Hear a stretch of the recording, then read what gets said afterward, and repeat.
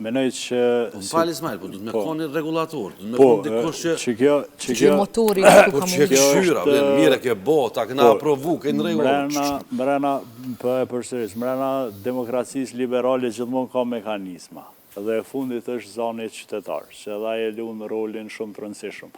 Po besoj që me këtë gjykat nuk jem mrena parametrave të demokracisë liberale. Unë e menoj që jem mrena një pseudo-liberalizmi që ma shumë gre ka totalitarizmi. Dhe që për javë rikthej një mega skandal, një skandal që së cëllit njeri profesional që meret me juridiken, Janol Frymen, ajo është raportimi i medjave që Jack Smith thot që ata do të dënohen përjetësisht në komunikim.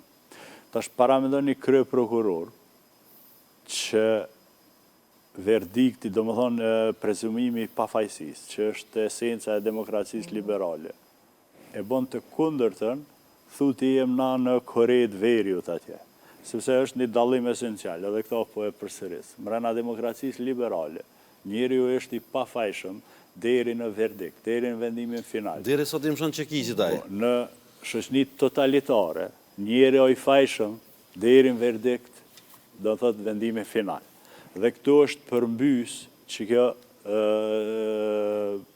qëto premisa, janë përmbys. Që kjo rendi që është regulor. E kini Jack Smith që komunikon edhe thëtë ta kanë mu dënu përjetësisht. Dhe thët e paragjykon verdiktin vendimin final. Kjo nuk bë vaki në sistemet demokratike. Na që apo mundohem me artikulu e me rithon, është që, okej, na po evidentojmë se cilën shkelje. Që kjo shkelje kish me qenë mega skandal në se cilën civilizim perëndimor. Këto nuk ta kish përbi asë një shoqëni normale në Evropë. E pse duhet me përbi na, s'pe kuptoj.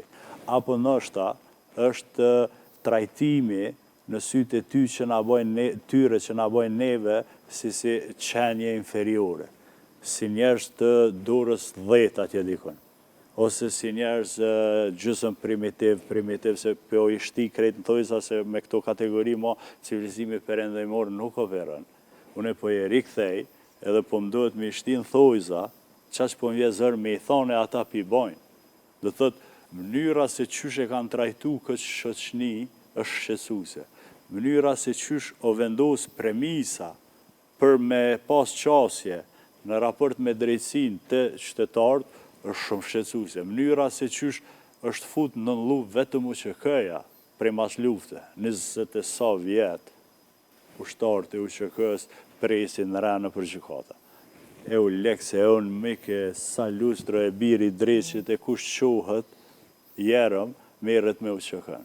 Do thot me një projekt shumë të rëndësishëm të shqiptarëve. Me një projekt që vjen si rezultati mbrojtjes shtëpisë të Pragut.